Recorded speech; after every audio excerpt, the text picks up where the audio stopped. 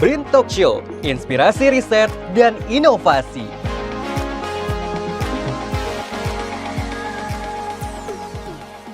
Selamat siang kawan BRIN dan juga Bapak Ibu hadirin yang hadir pada Inari 2024 hari ini. Selamat datang pada mini talk show kali ini, diskusi terkait dengan Fishway atau jalur tangga ikan yang ada di Indonesia sebagai salah satu upaya konservasi di bidang perairan darat di Indonesia. Dan perkenalkan, saya Indah Lestari dari Universitas Lestari Nusantara bersama dengan narasumber kami yaitu Bapak Dwi Adminarso PhD. Beliau adalah peneliti dari Pusat Riset Konservasi Sumber Daya Laut dan juga Perairan Darat BRIN,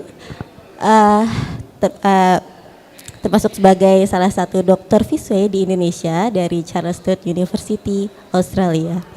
Mungkin kita akan mulai diskusi saja. Mungkin sebagai awalan atau pendahuluan, boleh diceritakan Pak Arso, apa itu Fishway dan apa fungsinya untuk konservasi di sumber perairan darat Indonesia? Terima kasih sebelumnya atas kesempatan yang diberikan, dan halo kawan BRIN. Kali ini kita akan berbicara terkait dengan Fishway dan penyelamatan atau melestarikan biodiversitas dari ikan-ikan di sungai. Jadi Fishway itu adalah salah satu solusi atau solusi teknis dari adanya bendungan atau dam yang menghambat migrasi ikan. Karena ikan-ikan di Indonesia banyak ikan pemigrasi, dan ketika ada bendungan mereka tidak bisa bermigrasi. Kemudian telur yang sudah matang itu akan terserap kembali ke dalam tubuh dan tidak menjadi anakan dari ikan. Sehingga Fishway ini merupakan hal baru dan merupakan salah satu solusi.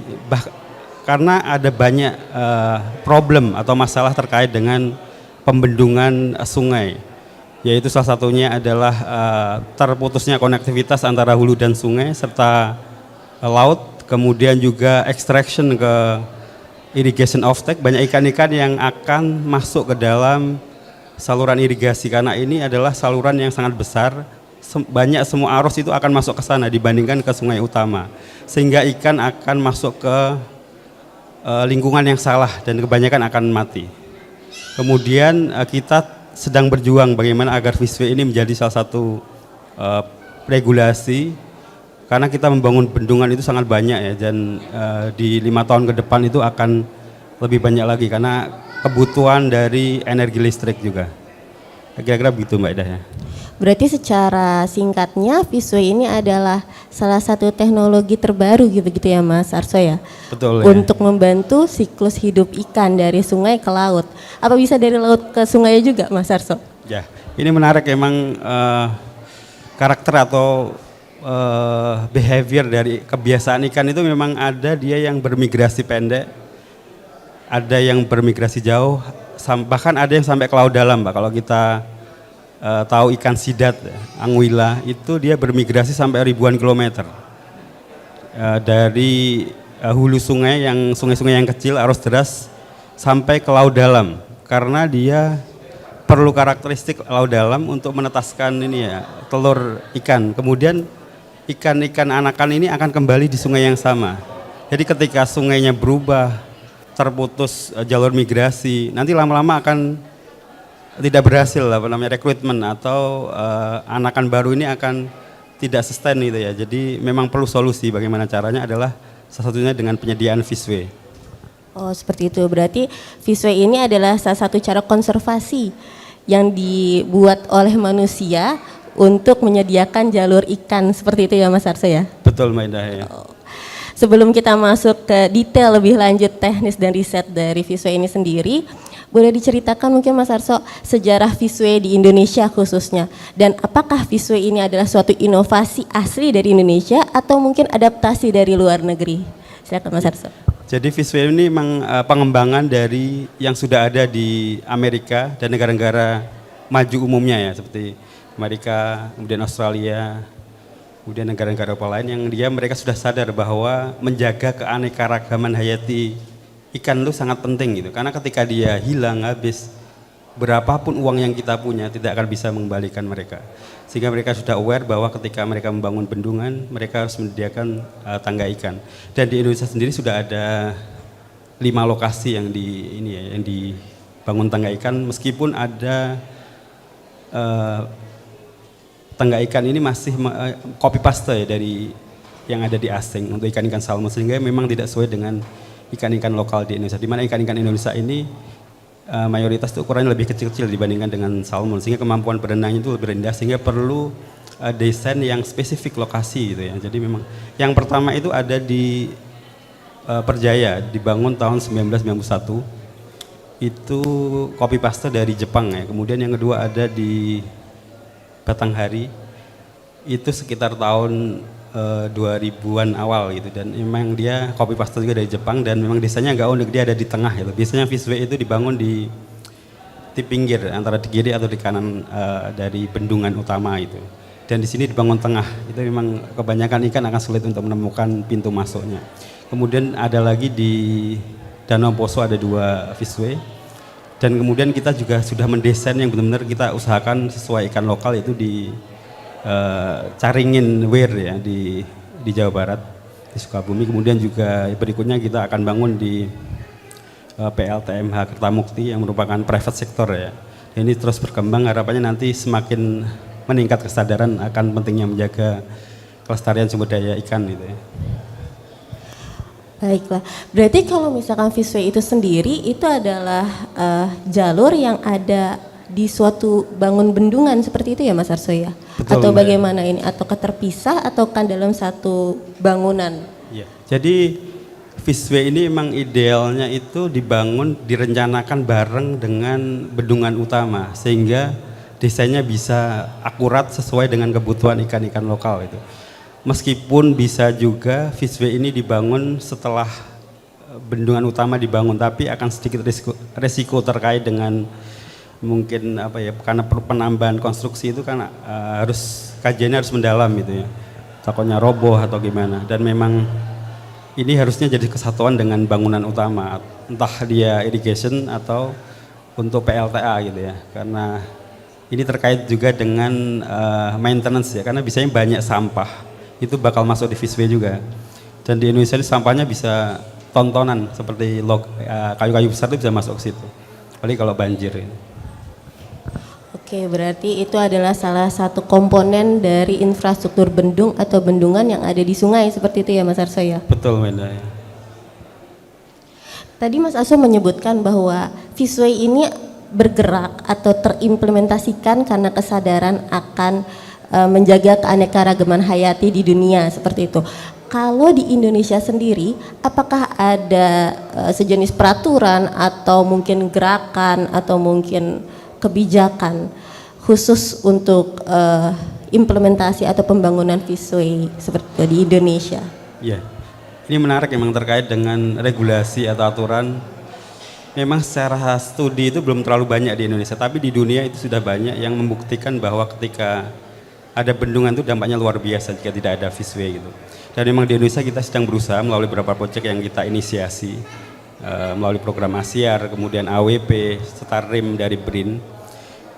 Dan memang saat ini untuk peraturan tuh baru kita pilot project di Sukabumi, sudah menjadi Perda Sukabumi ketika entah dia pemerintah atau perusahaan private sector yang akan membangun bangunan melintang di sungai, dia harus menyediakan Fishway, itu udah ada di peraturan daerah di Sukabumi. Kemudian di tingkat nasional memang belum secara detail menjelaskan bahwa Fishway itu wajib, dan kita berusaha terus untuk agar itu masuk dalam AMDAL untuk pembangunan bendung, dan juga sudah ada Inpres, instruksi presiden terkait dengan bangunan yang memotong ini ya, entah populasi satwa termasuk ikan juga. Dan memang ini perlu lebih detail lagi, menjelaskan bahwa ini ikan itu perlu. Di situ disebutkan hanya satwa, jadi memang PUPR maupun PLTA yang mempunyai otoritas terkait regulasi itu memang belum begitu paham terkait ini. Jadi kita berusaha terus agar ini menjadi regulasi yang skala nasional. Baiklah, Tadi Mas Arso menyebutkan bahwa di Indonesia itu hanya beberapa bendung atau bendungan yang sudah dilengkapi Fishway seperti itu ya. Sebenarnya di Indonesia sendiri itu apakah ada target khusus untuk implementasi Fishway? Apakah ada bendungan-bendungan seperti utama yang harus diprioritaskan untuk dibangun Fishway? Ataukah memang hanya seluruh bendungan harus dibangun Fishway? Ya, idealnya memang seluruh bangunan melintang itu harus ada Fishway. Namun karena keterbatasan ya mungkin pendanaan juga dan belum ada aturan, itu idealnya kita mentargetkan mungkin di sungai-sungai yang dia mempunyai ikan yang ekonomis penting dan juga ikan yang rentan akan kepunahan gitu. Mungkin kita akan target ke situ dulu. Dibandingkan kita memaksakan untuk membangun seluruh, kayaknya nggak masuk akal ya Mbak, ada ribuan, mungkin sekitar 3.500 bendung dan bendungan yang sudah ada, dan kita akan membangun lebih banyak lagi ke depan karena ada transformasi energi ya, dari energi hitam nanti wajib menjadi green energy, dan mereka akan sebagian beralih membangun PLTA kecil gitu, dan memang dampaknya akan tekanannya ke ikan-ikan tawar ini akan semakin besar ke depannya, dan ini perlu kita tingkatkan awareness, kita melakukan diseminasi di mana kita juga ada booth di sini ya, di BRIN ya, Market Fishway, untuk menunjukkan bahwa migrasi ini perlu dijaga gitu, dan salah satu solusinya ada tangga ikan gitu. Dan tadi juga Mas Arso menjelaskan bahwa di bendungan Fishway itu letaknya bisa di tengah, bisa di pinggir seperti itu ya. Dan juga tadi Mas Arso juga menginformasikan bahwa Fishway itu tergantung dengan kondisi lingkungan. Singkatnya tuh jenis ikan apa seperti itu ya Mas, yang ada di sungai itu gitu ya. Apakah ada jenis-jenis Fishway atau mungkin jalur ikan yang perlu kita perhatikan, ataukah memang jalur ikan atau Fishway itu cuma satu jenis gitu Mas? Karena kan kalau misalkan melihat ikan-ikan di Indonesia, terutama di perairan darat itu banyak ya jenisnya, yang dia berenangnya seperti apa, seperti itu. Apakah ada jenis-jenis Fishway tertentu? Ya, jadi memang yang saat ini sudah ada itu sekitar 6 jenis Fishway ya, dan ada tipe pull and wear, kemudian vertical slot, double vertical slot, ada bypass, ada fish lock, ada fish lift, dan itu memang sesuai dengan bukan hanya ikan-ikan lokal tapi juga hidrologi dari sungai tersebut, karena tiap sungai mempunyai titik tertinggi dan titik terendah yang beda-beda ya. Kemudian juga terkait dengan arus itu juga berbeda, jadi memang desain ini harus didasarkan pada scientific evidence yang cukup terkait dengan ikan-ikan apa saja yang ada situ, kemudian hidrologi selama idealnya sih 25 tahun ke atas ya, untuk tahu tingkat air tertinggi dan air terendah sehingga Fishway itu bisa operasional sepanjang tahun gitu. Kemudian juga setiap jenis ikan ini mempunyai kemampuan berenang yang berbeda ya Mbak Indah. Jadi kalau kayak ikan sidat itu dia biasanya suka merambat di pinggir dinding itu atau di bawah, yang dia tipe substratnya itu kasar gitu ya. Sedangkan beberapa ikan Cypriniformes atau ikan-ikan tawes gitu ya, ikan-ikan Sumatera itu kebanyakan di permukaan. Jadi memang desain ini berusaha untuk mengakomodir semua jenis di situ ya, baik ikan dasar, ikan yang di kolom air maupun ikan permukaan. Dan memang ini tidak cukup dengan 1-2 bulan studi gitu ya, idealnya sih 1 atau 2 tahun sehingga kita bisa tahu karakter hidrologi dan karakter biota dari sungai tersebut. Berarti banyak kajian yang harus dilakukan sebelum Fishway itu ditentukan jenisnya apa ya Mas ya? Betul Mbak ya. Mungkin kita tadi sudah pendahuluannya sudah terkait dengan Fishway itu sudah cukup mumpuni. Mungkin kita akan sedikit masuk ke teknis terkait dengan riset. Sejauh ini sampai saat ini bagaimana riset Fishway di Indonesia Mas? Apakah memang sudah berkembang sebegitunya seperti di luar negeri, atau memang kita masih dalam tahap awal? Ya memang sampai saat ini sebenarnya kita ada di Kementerian Kelautan Perikanan ya. Jadi memang kita lumayan punya dana yang rutin tiap tahun untuk melakukan penelitian, dan ketika kita pindah di BRIN kita beradaptasi, dan alhamdulillah kita ada kegiatan ASIAR ya, Australian Center for International Agricultural Research, di mana dia sangat support terkait dengan riset Fishway, yaitu penyelamatan biota air tawar. Dan memang kita sudah mulai di tahun 2019 di Perjaya. Kenapa kita milih di Perjaya, ya di Sungai Kompreng, karena situ merupakan Fishway pertama yang dibangun di Indonesia. Dan di sana secara biodiversitas itu sangat tinggi, ada lebih dari 200 spesies yang ada di sana. Dan kita sudah melakukan kajian, salah satunya adalah kajian bukan hanya biologi ya, biologi ikan, tapi juga dari masyarakat nelayan di sekitar. Di mana memang ini menarik ya, ketika ada bendungan, kemudian ada fishway gitu, kemudian banyak masyarakat yang bisanya itu nangkap ikan itu mudah ya, di sekitar dimanapun badan air di sungai itu gampang. Namun ketika ada bendungan, ikan nggak bisa bergerak, ikan akan terkonsentrasi di suatu titik tertentu, sehingga kemerataan ketersediaan protein ini menjadi berubah itu. Dan banyak dari kajian sosial itu menyatakan bahwa orang yang sekitar sungai itu manfaatnya sedikit tuh. Banyak karena aliran irigasi itu biasanya kan ke daerah yang lain berapa puluh kilo gitu ya. Yang mendapat manfaat itu orang lain, itu kurang merata itu secara itu. Kemudian juga karena Fishway ini belum terlalu banyak didiseminasikan, banyak orang yang nggak tahu dah, dan menjadi kayak daerah penangkapan mereka yang belum tahu. Jadi ikan-ikan Fishway yang ikan-ikan yang akan migrasi gitu, dia terkumpul di Fishway dan mereka malah ditangkapi itu kasus di Perjaya. Dan memang ini perlu diseminasi yang lebih jauh gitu, termasuk kita ke penyuluh gitu, agar mereka menyampaikan ke masyarakat agar menjaga ini ya ikan itu, karena ini Fishway nggak boleh nangkap seperti itu. Berarti di Perjaya salah satu kendalanya adalah masyarakat ya Mas ya?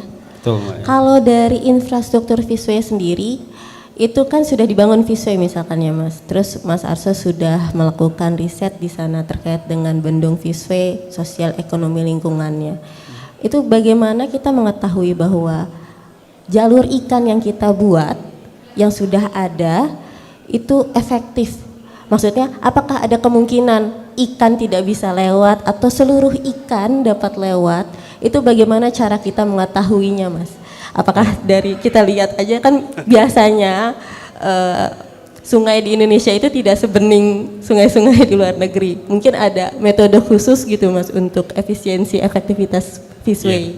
Ya memang ketika kita bertemu dengan orang bendungan atau kan orang teknik gitu, mereka hanya fokus pada struktur gitu, dan memang mereka nggak percaya kalau ini ada ikan, kan budek ya di sungai, tidak kelihatan ikannya siapa, itu nggak ada yang tahu. Dan memang perlu pendekatan khusus untuk mengetahui itu ya. Salah satunya adalah kemarin kita melakukan fish trapping di pintu masuk, untuk menunjukkan pintu masuk Fishway ya, untuk menunjukkan berapa banyak ikan yang menemukan pintu masuk. Karena untuk menemukan titik pintu masuk ini perlu desain yang lumayan sulit ya, karena naluri ikan itu akan melawan arus kebanyakan ya.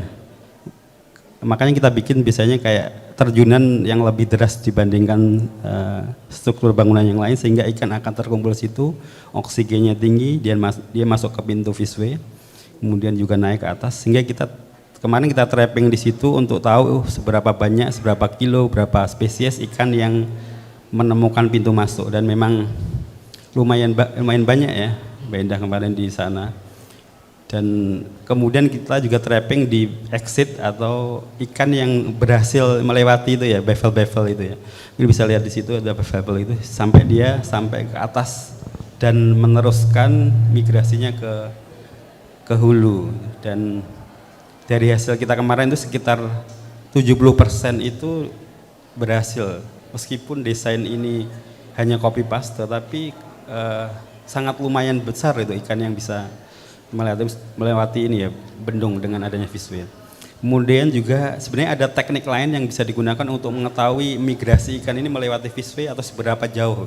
Itu dengan satelit tagging dan juga dengan microchip. Jadi kita biasanya itu menangkap berapa ikan lokal yang ukurannya cukup mungkin di atas 10 cm atau 15 cm, sehingga kita bisa masukkan chips. Kemudian kita punya sensor ya untuk mendeteksi seberapa jauh dia migrasi, lewat mana aja. Sehingga itu akan membuktikan kalau ini ikan ini benar-benar bergerak gitu ya, dan itu sudah banyak studinya. Kemudian juga kita juga bisa pakai environmental DNA ya, jadi kita bandingkan, kita ambil sampel air untuk tahu ikan-ikan apa aja yang di hilir dan juga di hulu. Hanya dengan mengekstrak mungkin 5 liter air gitu kita akan tahu. Mungkin 3 itu ya yang paling umum digunakan untuk mengetahui efektivitas dan juga sejauh mana dia bermigrasi. Berarti ini sangat cukup complicated ya untuk mengetahui bahwa Fishway ini efisien atau efektif pada suatu bendungan gitu ya Mas Arso. Apakah metode ini dilakukan pada kurun waktu tertentu atau memang bisa hanya satu waktu Mas?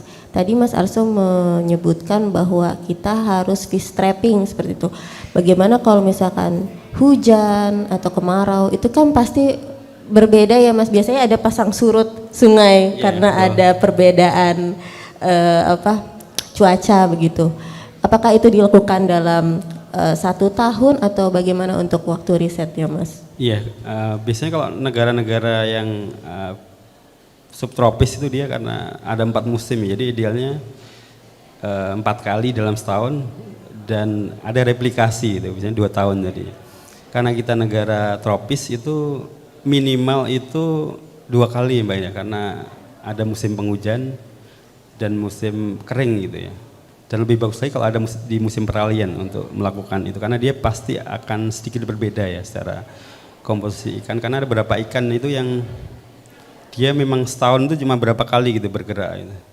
Dan ada juga yang dia bulanan, jadi memang semakin banyak sampling semakin bagus. Idealnya sih kita bisa 2 tahun ya untuk bisa mendapatkan gambaran behavior dari ikan di suatu sungai tertentu gitu, ya. Kalau misalkan dari penjelasan Mas Arso, itu kan berarti Fishway-nya itu diletakkan misalkan di pinggir gitu ya. Apakah memang setiap ikan tuh tahu kalau ini jalurnya gitu? Karena kan kalau misalkan kita lihat di bendung kan ya semuanya terhalang. Bagaimana cara ikan itu tahu kalau misalkan memang ada Fishway? Ataukah emang kita ada aliran khusus begitu Mas? Ya, itu memang salah satu yang part atau bagian tersulit dari mendesain Fishway, yaitu untuk menentukan namanya entrance. Dimana kalau bahasa ini biasanya upstream limit of migration. Dimana ikan itu ketika dia bergerak karena naluri alamiah ya, dia bulan tertentu mungkin hujan atau kering tergantung spesiesnya, dia akan bergerak sendiri, dan ketika dia menemukan menabrak bendungan, dia akan mencari titik di mana arusnya yang besar itu biasanya dia. Dan kenapa kita desain ada terjunan atau apa ya, banyak itu notch agar dia ada titik yang airnya lebih tinggi dibanding lain, dan kita akan taruh pintu masuk Fishway itu di situ. Di samping itu juga terkait dengan oksigen ya Mbak. Ketika dia ada aliran itu oksigen tinggi, ikan akan lebih senang di sana dan lebih nyaman itu. Sehingga dia akan ketemu ya, lokasinya di situ gitu memang ini. Dan memang kalau kita lihat di Bendung Batanghari dia posisinya di tengah. Memang dia secara behavior ikan itu kayaknya kurang dapat ya, karena dia cenderung untuk di pinggir dan di arusnya yang lebih deras gitu ya. Dan sebenarnya kalau diperjaya sama di Poso itu bagus ya di pinggir itu Mbak Ina. Namun ada beberapa hal yang kayak diperjaya itu ada 3 hal yang kayak failure gitu ya, karena dia tidak mengkaji spesifik lokasinya, dia hanya copy paste dari sana. Itu salah satunya adalah pintu keluar dari Fishway ini berada di dekat dari irrigation offtake atau saluran irigasi terbesar itu Mbak. Jadi ketika ikan itu sudah berhasil melewati Fishway itu, kan itu melawan arus ya Mbak. Jadi ketika melawan arus itu tenaganya banyak terpakai dan dia mungkin memerlukan waktu sekitar sehari untuk dari pintu itu sampai bisa naik gitu Mbak. Tenaganya banyak dan capek. Kemudian dia bertemu dengan irrigation offtake yang kecepatannya sangat besar, dia bisa taruh di situ, dan ketika kering dia kan masuk ke daerah irigasi ya, ke persawahan itu. Ketika kering dia akan mati, banyak yang mati di persawahan atau mati di tangkapan ini karena dia masuk ke habitat yang salah gitu. Oh seperti itu, berarti ada kemungkinan kalau misalkan salah perhitungan atau salah penempatan Fishway, biodiversitas itu atau ikan-ikannya itu malah salah jalur begitu ya Mas ya? Betul, Ada Mbak. berarti ya untuk Ada. kemungkinan itu. Betul sekali. Makanya penting sekali untuk mengetahui hidrologi, biologis dan juga mungkin sifat kimia dari sungai itu. Selain di Perjaya, tadi Mas Arso juga menyebutkan ada di Batanghari dan juga Poso. Apakah ada lokasi-lokasi lain dan apakah jenis fishway-nya sama Mas di setiap lokasi tersebut? Iya, jadi memang jenisnya beda ya. Kalau yang di Perjaya itu dia tipenya pull and wear, dan memang desain ini sebenarnya untuk ikan-ikan yang peloncat itu Mbak ya, kayak salmon. Kalau di Jepang tuh ada ikan ayu namanya, yang dia loncat bisa sampai 2 meter mungkin ya. Sedangkan di Indonesia itu kayaknya kebanyakan itu ikan-ikan yang bukan peloncat seperti itu ya. Nah kemudian di Batanghari itu dia tipe double vertical slot dan tipe pull and wear gabungan Mbak. Jadi 4 bevel pertama, 4 kolom teratas itu dia double vertical slot, namun dia di bawahnya itu tipe pull and wear itu. Memang dia vertical slot cocok untuk ikan ini, tapi ketika dia sebagian pull and wear itu banyak ikan yang berat untuk melawan arus gitu kan. Kemudian kalau di Poso itu vertical slot ya, dia gabungan juga itu, dan memang dia problem utama di Poso itu dia velocity-nya terlalu besar Mbak, karena dia kemiringannya terlalu terjal itu. Jadi banyak ikan-ikan kecil itu susah gitu. Meskipun dia kayaknya target untuk ikan-ikan ini ya, ikan-ikan sidat sebenarnya ya. Jadi memang sidat itu dia nggak terlalu penting landai, tapi dia perlu untuk merambat sebenarnya. Sebenarnya untuk sidat itu lebih simpel ini ya penyediaan fishway. Kalau kita memang target satu ikan gitu ya, itu dia bisa, yang penting ada aliran sedikit basah gitu aja, kemudian substratnya kasar gitu, dia akan naik gitu nalurinya, gampang untuk naik gitu ya. Berarti saat ini tuh sudah bendungan yang sudah dilengkapi fishway ya Mas ya risetnya. Apakah ada, bagaimana kalau misalkan ada rencana pembangunan bendung? Apakah pernah kita meriset atau mungkin pengalaman dari Mas Arso pernah terlibat seperti itu dari rencana? Karena kan kalau misalkan tadi dari Mas Arso infokan semuanya sudah ada fishway-nya. Bagaimana kalau misalkan di perencanaan, dan kalau misalkan visualnya sudah terpasang begitu di bendungan, apakah mungkin kita ternyata ini enggak efektif nih, ini enggak efisien, apa yang harus kita lakukan seperti itu? Ya, jadi kemarin kita sudah kerjasama ya, salah satunya dengan Asyar IFIS juga, FAO, itu terkait desain dari fishway yang ada di Cibareno Mbak Indah ya, karena di wilayah Sungai Cisadea Cibareno itu sudah wajib ya untuk ini ya, karena Sukabumi wajib untuk menyediakan fishway, dan itu menjadi salah satu pilot di mana kita mendesain dari awal dan itu masuk dalam perencanaan pembangunan gitu ya. Jadi memang ini lebih enak ya. Jadi kita melakukan sampling selama 2 tahun waktu itu ya. Kita masif sekali melakukan eksperimental fishing, kemudian juga wawancara dengan nelayan, kemudian juga sampling hidrologi sampai pada titik yang kita sudah dapat semua gitu ya, bahan untuk mendesain itu Mbak. Dan kita sudah jadi desainnya kemarin ya. Dan itu harapannya memang akan lebih efisien dibandingkan yang copy paste gitu Mbak ya. Kemudian juga yang kedua ada di Kertamukti ya, PLTMH Kertamukti. Saat ini sudah dibangun malahan kalau yang ini ya. Ada fotonya nanti, itu sudah dibangun dan posisi entrance-nya sudah jadi gitu, sehingga mungkin dalam waktu 1 bulan kita bisa melihat langsung di lokasi apakah efisien atau enggak gitu. Jadi memang ini bakal menjadi salah satu contoh fishway yang didesain berdasarkan ikan asli Indonesia gitu. Ya. Berarti ini khusus untuk ikan-ikan Indonesia ya Mas Arso ya? Ya. Mungkin tadi sudah masuk ke detail teknis terkait dengan riset yang ada di Indonesia yang sedang ongoing dan juga sudah dilakukan Mas Arso. Untuk saat ini kita akan mulai masukin ke ranah kebijakan dan kolaborasi, karena kan salah satu prinsip BRIN itu harus berkolaborasi begitu ya Mas Arso. Betul Mbak ya. Saat ini Fishway ini sudah berkolaborasi atau khususnya dari Pusat Riset Konservasi Sumber Daya Laut dan Perairan Darat itu sudah berkolaborasi dengan siapa saja untuk riset Fishway ini dan sejak kapan Mas Arso? Ya, jadi saat ini kita sudah kolaborasi dengan PUPR melalui BPWS Balai Besar Wilayah Sungai 8 itu di Bendung Berjaya. Kalau ini fokus untuk memperbaiki desain yang sudah ada gitu, karena kita sudah study dan kita punya kriteria apa yang bisa diimprove gitu ya. Itu satu. Kemudian yang kedua, kita juga kerjasama dengan Bukaka Group melalui Poso Energi di Bendung Poso ya, Poso 1, Poso 2, dan dia akan membangun di Poso 3. Untuk Poso 1 dan Poso 2 kita akan mengimprove seperti yang kita lakukan di Perjaya Mbak. Jadi memang di Poso 1 itu dia entrance-nya itu terlalu tinggi gitu. Jadi ketika air itu turun sedikit dia nggak beroperasi karena kering semua itu di Visway. Jadi memang kelihatannya mereka tidak memperhatikan data hidrologi selama periode tertentu, terlalu pendek mungkin. Dan dia tidak tahu titik terendah sungai gitu. Kemudian juga kita bersama dengan PSDA, Dinas Sumber Daya Air Provinsi Jawa Barat di UPTD Cisadea Sukabumi ya.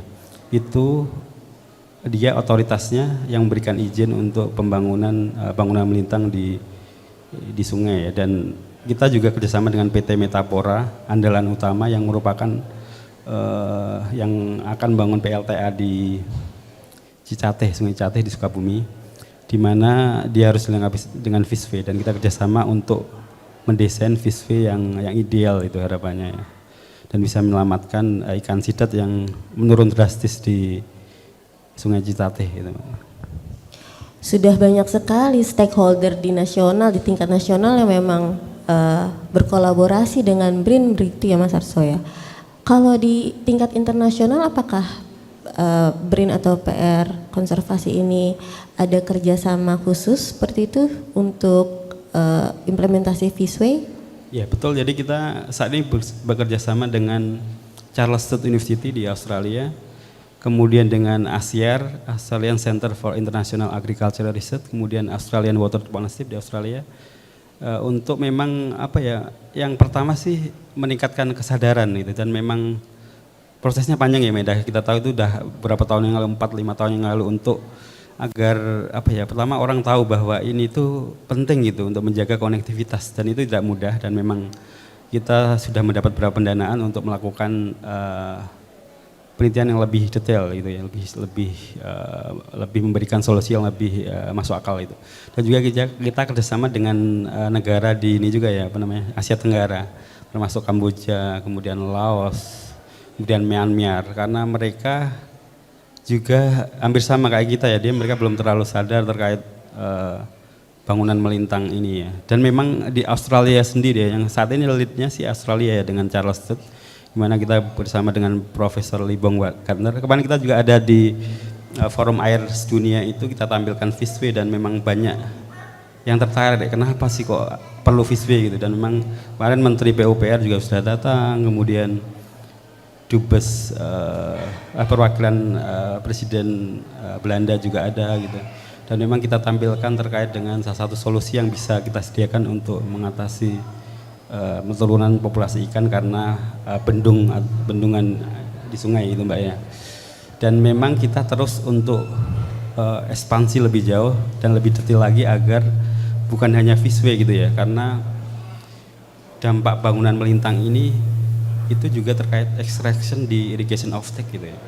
Jadi banyak ikan yang masuk ke saluran irigasi gitu Mbak ya. Jadi itu salah satu solusinya adalah screening. Jadi dibikin screening yang sangat kecil ya, dan ketika kecil itu perlu penelitian gimana agar dia airnya tetap masuk ke turbin, tetap masuk ke irigasi gitu. Itu PR-nya, dan memang di Indonesia mereka takut sekali dengan ketika ada screening terlalu kecil, mereka akan rugi gitu ya, karena airnya itu tidak banyak terganggu gitu Mbak ya, dan ini salah satu. Kemudian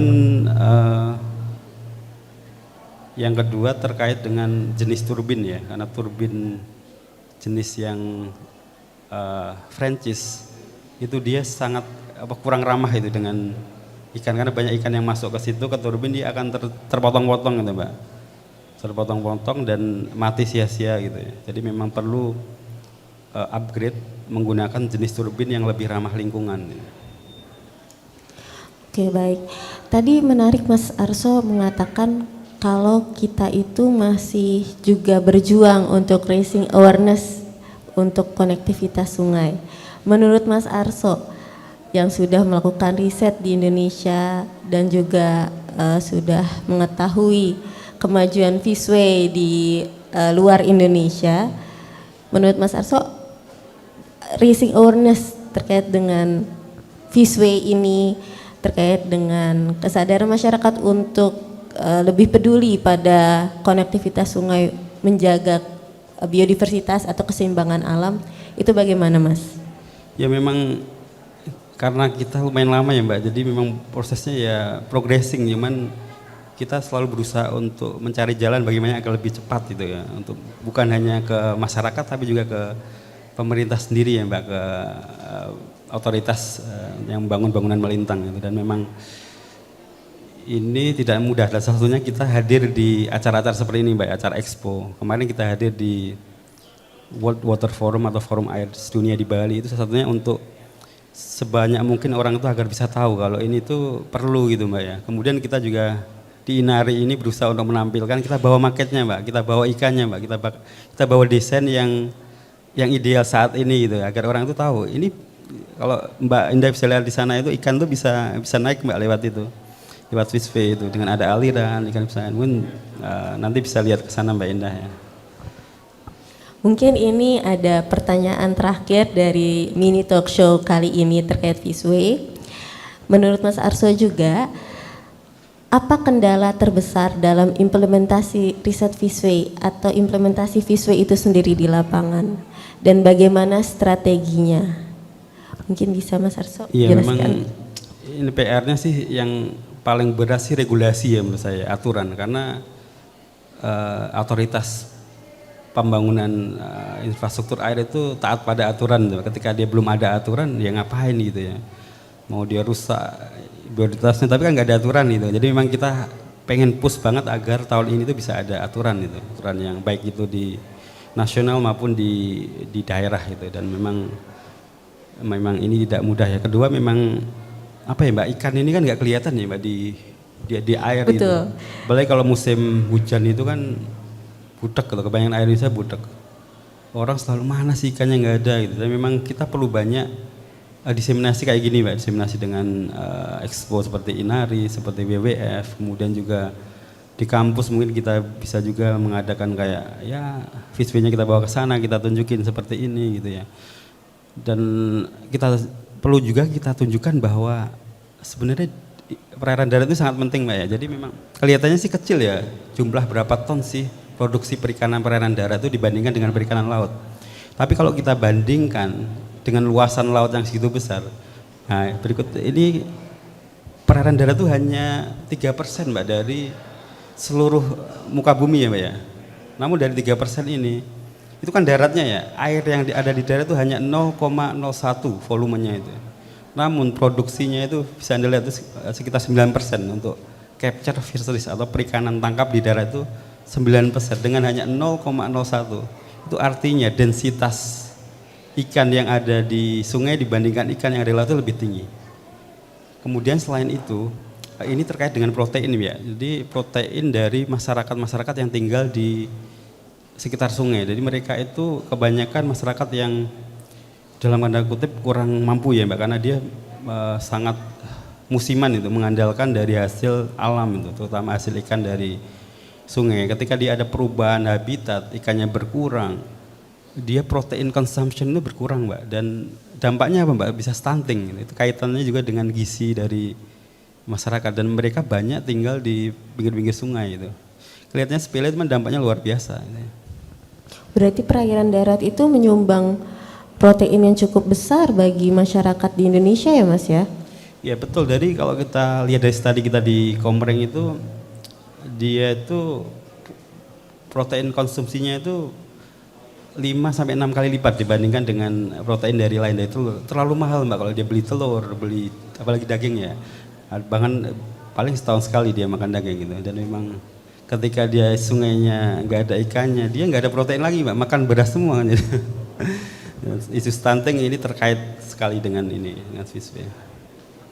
Baik, berarti sudah sangat detail terkait dengan Fishway ini. Seberapa penting untuk menjaga konektivitas sungai di Indonesia sebagai salah satu upaya untuk konservasi biodiversitas di perairan darat, khususnya ikan-ikan sebagai salah satu sumber protein di Indonesia, gitu ya Mas Arso. Mungkin ada lagi Mas Arso dengan Fishway ini, apakah Fishway ini bisa seluruhnya diimplementasikan dalam waktu dekat di Indonesia, atau memang kita perlu kajian lebih dalam, atau bagaimana Mas untuk kendala dalam riset di Indonesia?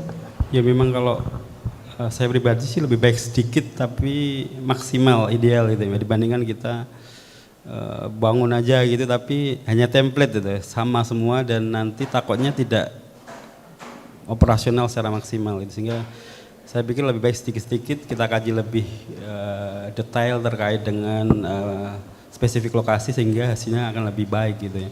Dan memang kalau di Australia sendiri itu dia baru sadar kalau konektivitas itu penting setelah 90% ikannya itu hilang gitu. Jadi memang harapannya kita jangan sampai pada tahap itu ya.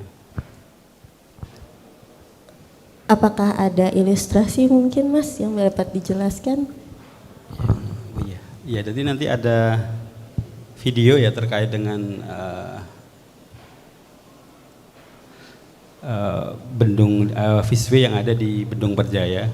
Nanti itu bisa kita lihat bahwa ikan itu di sini ada bangunan utama dari Bendung Berjaya, kemudian ada Fishway di sebelah kiri dari bendung, di mana Fishway ini didesain, ini di Berjaya ya Mbak Indah, di Sungai Kombreng, Sumatera Selatan, yang merupakan salah satu dari anak Sungai Musi, di mana dia dibangun tahun 1991 dan dilengkapi dengan Fishway. Saat itu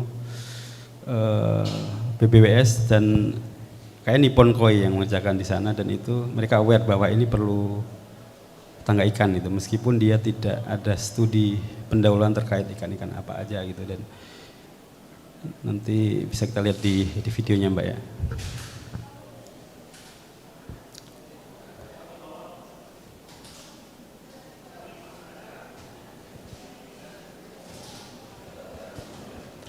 Bagaimana kalau misalkan program khusus di Pusat Riset Konservasi, apakah ada Mas untuk program khusus Fishway ini? Ya memang kita ada tergabung dalam Kalris Restorasi Ekosistem Perairan. Kita ada 10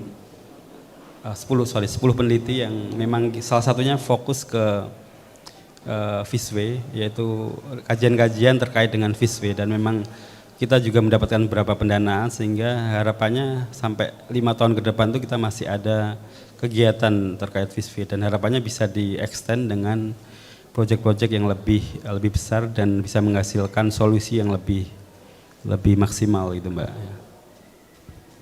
Berarti di PR Konservasi sendiri itu sudah punya keris khusus untuk Fishway seperti itu ya Mas Arso ya? Betul Mbak ya.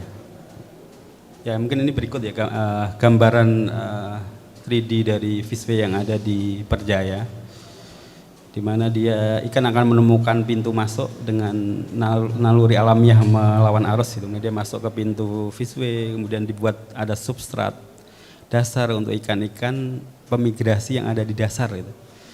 Namun juga ada nodes untuk pemigrasi yang ada di atas. Itu di atas itu ada kayak lekukan itu untuk ikan-ikan pelagis ya bahasanya itu, agar bisa bergerak melalui kolom atas ya, di permukaan air ya.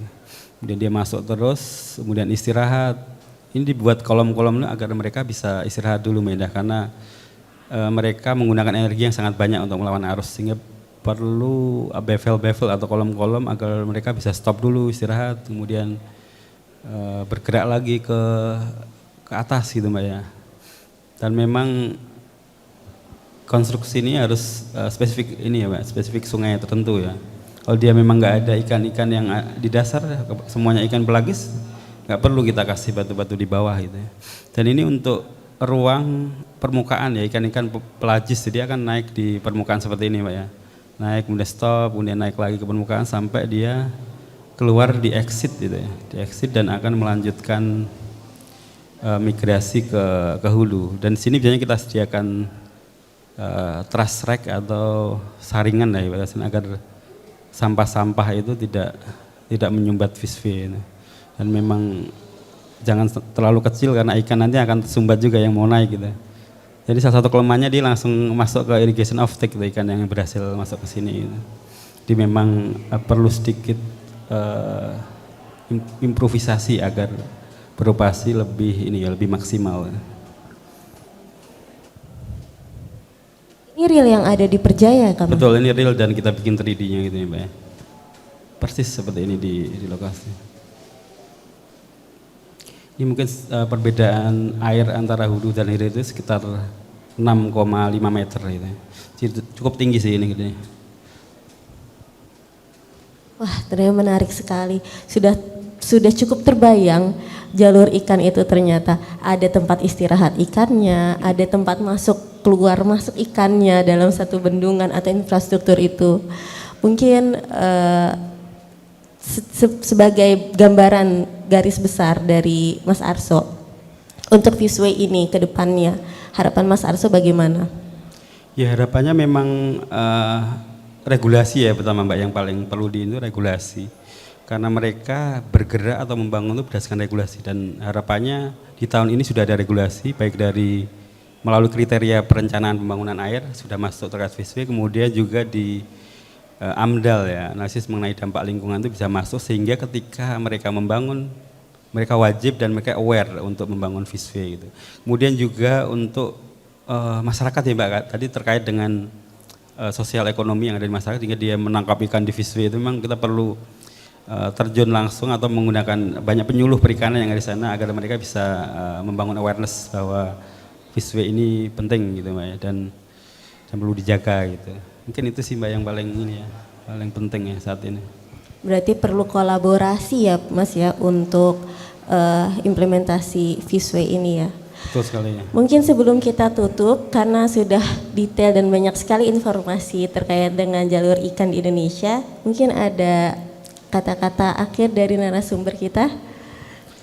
Mungkin 2 kata aja ya, jaga konektivitas sungai. 3 kata berarti, jaga konektivitas sungai. Oke, terima kasih banyak Mas Arso atas waktu dan kesempatannya dalam sharing informasi terkait Fish-Way. Terima kasih atas kerjasamanya dan juga informasinya. Saya Indi Lestari, salam kawan BRIN. Terima kasih.